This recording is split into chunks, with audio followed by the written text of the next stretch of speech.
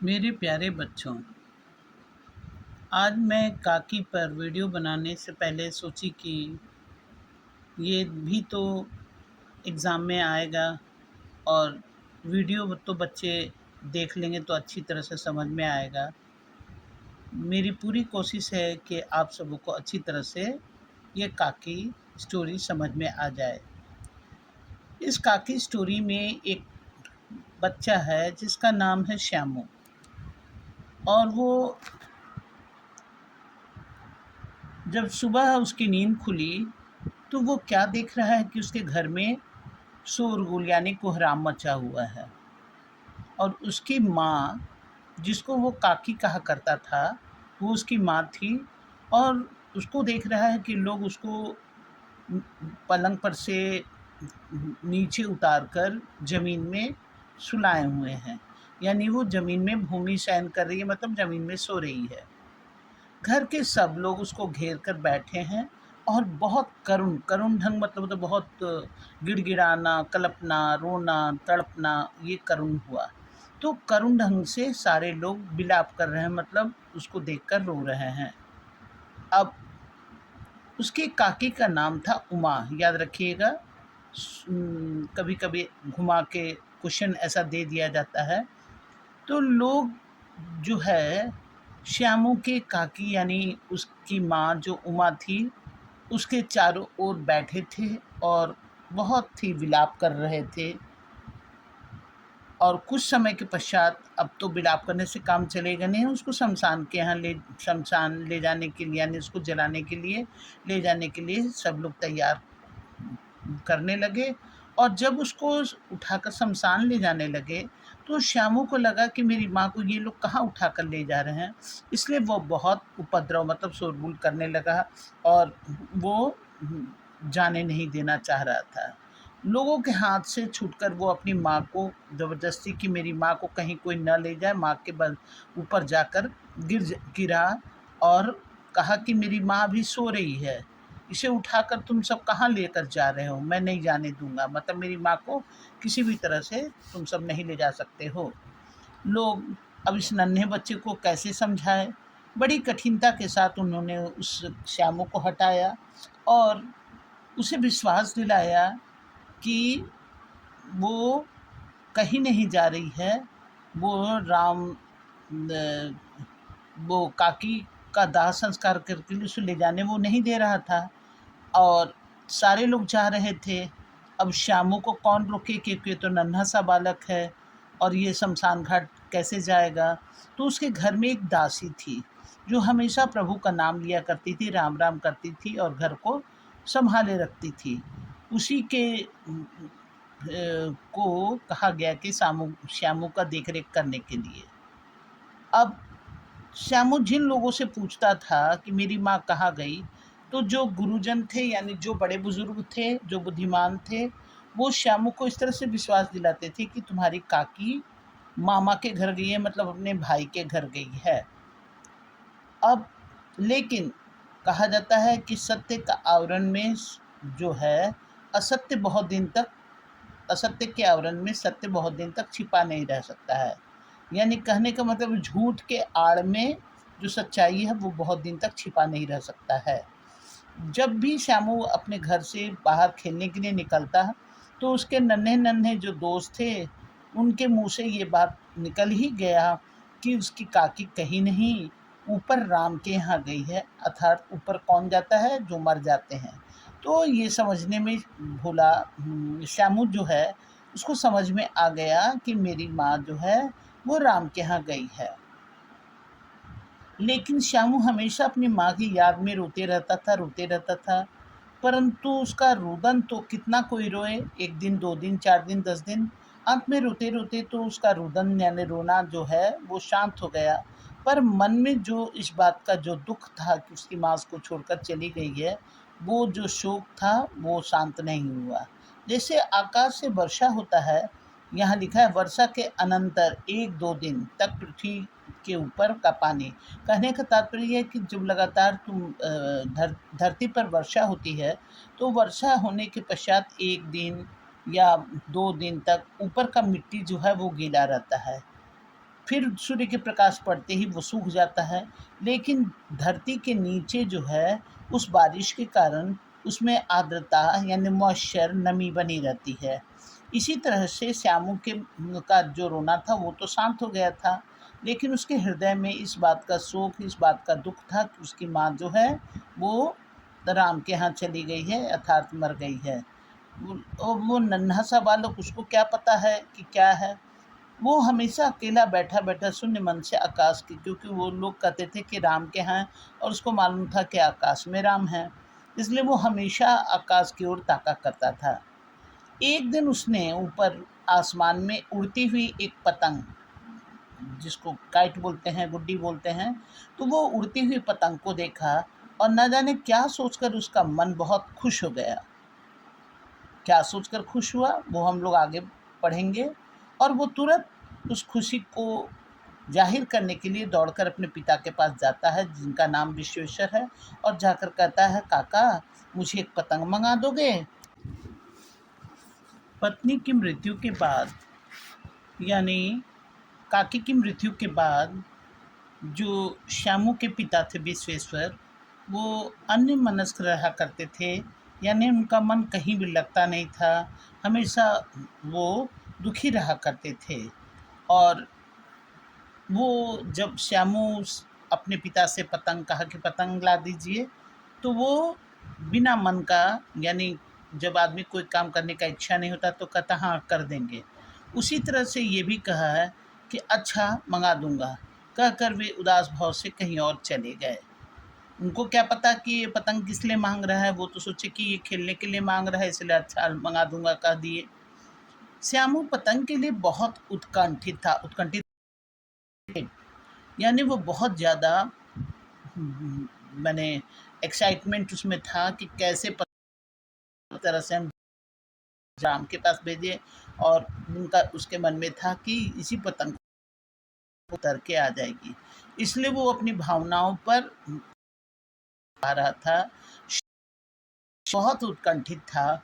वह अपनी न सका, और जब पिता पतंग लाकर नहीं दी, उनके पिता का जो कोट था वो एक खूंटी, अब कि पतंग को मंगवाना है, और तब उसके मन में ये इच्छा उधर देखकर लकाया और उस स्टूल पर कोट में जो जेब है उसको टटोला, ताकि उसमें हाथ डालकर देखा, एक चमन हुआ, और वह उस चमन में खड़ा हुआ, यानी भाग कर आया।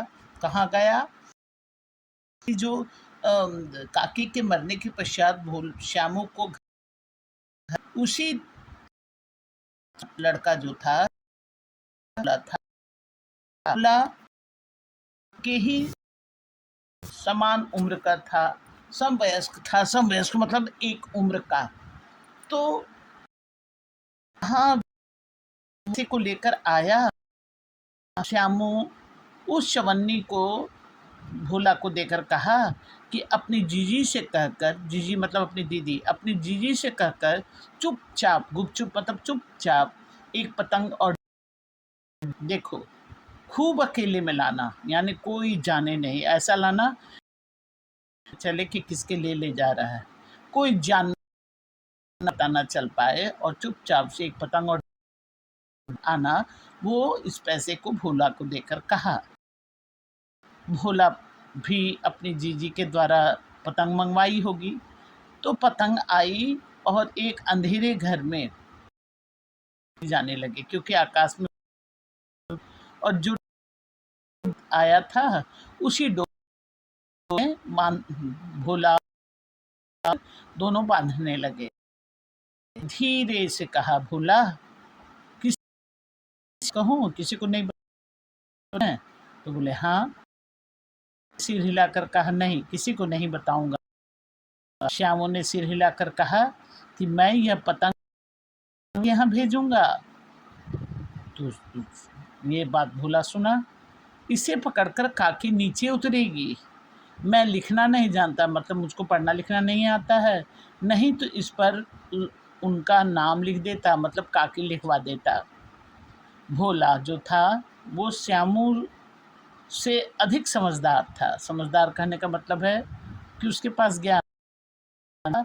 बात तो बहुत अच्छी है, तुम तो बहुत अच्छी बात सोचे हो, लेकिन इसमें एक कठिनता है। क्या कठिनता है, क्या कठिनाई है कि ये जो तुम डोर मंगाए हो, पतंग और डोर, ये डोर बहुत पतली है और इस पतली डोर को पकड़कर काकी कैसे उतर पाएगी? ये तो बीच में ही टूट टूट जाने का डर रहेगा और इसके लिए टूट जाएगी तो फिर काकी कैसे ऊपर से आएगी? और पतंग में मोटी रस्सी है, यानी जो पतंग तुम बांध रहे हो इसमें मोटी रस्सी रहे तो तब जाके काकी आराम से उतर सकती है। अब श्यामू इन बातों को सुनकर गंभीर हो गया। काहे? इतनी मशक्कत के बाद तो वो विश्वेश्वर यानी पिता के पॉकेट से चवन्नी लेने के पश्चात वो उसको एक अच्छी तरह से मंगवाया।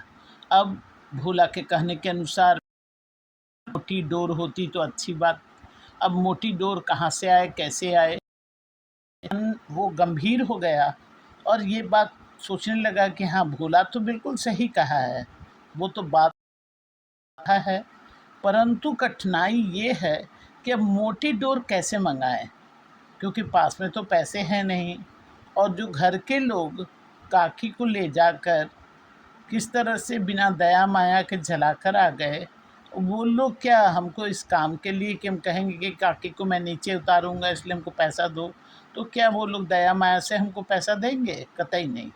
ये सारी बातें सोचते सोचते शामू काफ़ी चिंता में था, जिसके कारण उसको रात भर चिंता के कारण नींद नहीं आई और वो ये सोचने लगा कि जो पहले दिन हम काका के पॉकेट से पैसा निकाले थे, फिर उसी को रिपीट किया जाए, फिर दोबारा भी उसी तरह से वो काका के पॉकेट में हाथ डाला और उस दिन उसको 1 रुपया वो उस अपने विश्वेश्वर के यानी अपने पिता के पॉकेट से 1 रुपया निकाला और ले जाकर वो भोला को दिया और बोला कि देख भोला, किसी को मालूम ना होने पाए कि हम यहाँ से पैसा निकाले हैं।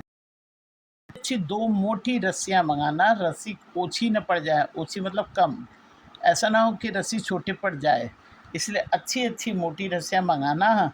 और जवाहर भैया जो है वो पढ़ इसलिए कह रहा है कि जवाहर भैया से मैं एक कागज़ पर काकी लिखवा रखूँगा और फिर उसी कागज़ का नाम का चिट रहेगा कि इसको देख के तुरंत समझ जाएगी और काकी उन्हीं के पास पहुंच जाएगी, यानी काकी लिख देखकर पतंग को पहचानने में।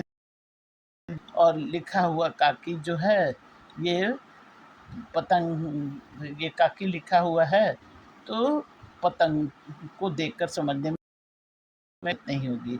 ऐसी बात। अब पतंग बांधने की खुशी के कारण श्यामू और भोला दोनों ही उस कमरे में प्रसन्न मन से 2 घंटे व्यतीत कर चुके थे और उस कोठरी अंधेरी कोठरी में बैठे-बैठे दोनों पतंग बांध रहे थे और मन में काफ़ी प्रसन्न थे। तब तक एकाएक अकस्मात ये लोग तो शुभ काम कर रहे थे, अपनी काकी को राम के पास से ला रहे थे। ये तो श्यामू के लिए बहुत ही शुभ था, बहुत ही अच्छा था। तो यहाँ पर लेखक लिखे हैं कि अकस्मात शुभ कार्य में विघ्न, यानी ये लोग जो कर रहे थे इस कार्य को लेखक शुभ कार्य कह रहे हैं। और विघ्न किसको कहें? विश्वेश्वर को। कि विघ्न की तरह उग्र रूप धारण किए, यानी विश्वेश्वर जो है वो विघ्न डालने के लिए या विघ्न के रूप में आकर वहाँ पर उग्र रूप धारण करके वहाँ आ घुसे।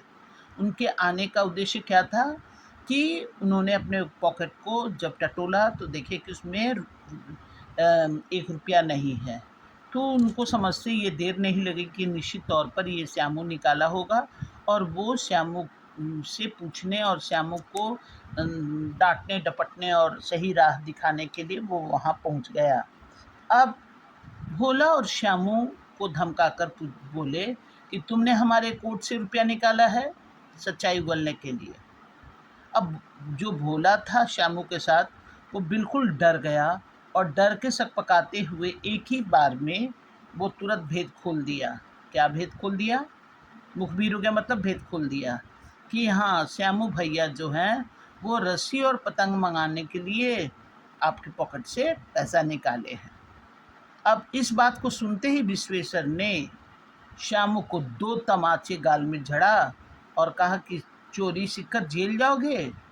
अच्छा, तुझे आज अच्छी तरह समझाता हूँ, मतलब और तुमको 2-4 थप्पड़ लगाएँगे, पीटेंगे, डाँटेंगे, तब तुमको समझ में आएगा। यह कहकर फिर तमाचे झड़े और कान मलने के बाद पतंग फाड़ दी। बिना कुछ देखे सुने अनायास झोंक में उन्होंने पतंग फाड़ दी। और तब जब रस्सी की ओर देखकर कहा, ये किसने मंगाई? तब भोला तो डरा हुआ था ही और डर के वो सच्चाई उगल दिया। भोला ने कहा, इन्होंने मंगाई थी। कहते थे, इन्होंने मतलब भोला ने, श्यामू ने, इन्होंने मंगाई थी। कहते थे कि इनसे पतंग तानकर काकी को राम के यहाँ से नीचे उतारेंगे। मतलब इसी मोटी डोर में पतंग बांध करके उस पतंग को आकाश में उड़ाकर उसी पतंग के द्वारा अपनी काकी को नीचे उतारेंगे। अब जैसे इन बातों को सुना, क्योंकि विश्वेश्वर जो था वो इसके गाल में तमाचे जड़कर और कान मलने के पश्चात पतंग को फाड़ दिए थे। और जब ये बात वो सुनता है विश्वेश्वर, तो उसको अपने पत्नी के गम में वो हमेशा अन्मनस्क रहता है। और तब उसको लगता है विश्वेश्वर को, वो बिल्कुल कुछ भी सोचने के लिए, जिसको बोलते हैं किम कर्तव्यम विमूढ़स्य, क्या करे क्या ना करे, इस तरह का हतबुद्धि हो गया। यानी अपने किए हुए गलती पर प्रायश्चित करना जिसको कहा जाए, विश्वेश्वर हतबुद्धि होकर वहीं खड़े रह गया और कि मैंने कितनी बड़ी गलती की, मैं उसकी भावना को समझ न पाया और जिसके कारण उसके कान जड़े, उसको मारे मले, ये सब बात को वो सोचने लगा। और वो जो पतंग उसने फाड़ी थी, उस फटी हुई पतंग उठाकर जब देखी तो उस पर उस पर चिपके हुए कागज़ पर लिखा था काकी।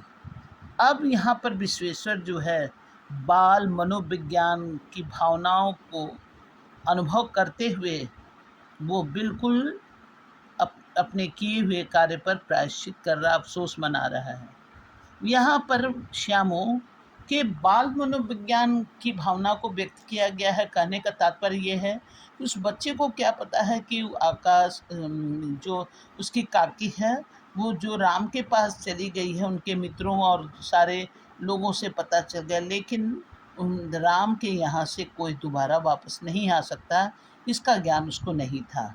इतना था कि एक पतंग जब आकाश में उड़ रहा है तो मेरी काकी भी आकाश में गई है और वो फिर से उस पतंग के सहारे आ जाएगी। यहाँ बच्चा कितना इनोसेंट है, उसकी भावनाओं को व्यक्त किया गया और कवि की अथक प्रयास जो है सराहनीय है। बच्चों, कहानी अच्छी लगी होगी